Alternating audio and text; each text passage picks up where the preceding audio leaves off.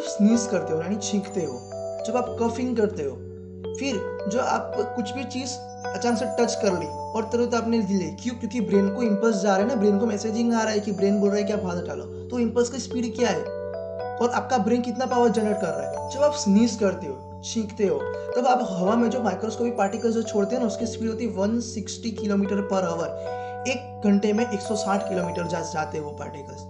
फिर कफिंग करते हो आप, जब खांसी खाते हो तब 96 किलोमीटर पर आवर से आप की स्पीड से आप पार्टिकल्स को हवा में तैराते हो। जो मैसेजिंग होती है आपकी हैंड या any word to function to brain और ब्रेन से वापस, तो वो उसकी स्पीड होती है 273 किलोमीटर 1 घंटे में। इतनी स्पीड से वो मैसेज ट्रैवल करते हैं। फिर आपका ब्रेन कितना पावर जनरेट करता है वर्किंग करने के लिए? वो 20 वॉट होता है। 20 वॉट, एक बल्ब छोटा होता है ना, वो जलता है। इसलिए आपको जब भी कार्टून में देखते हो इसे बल्ब जलता होता है दिमाग में, तो वो इसी वजह से होता है।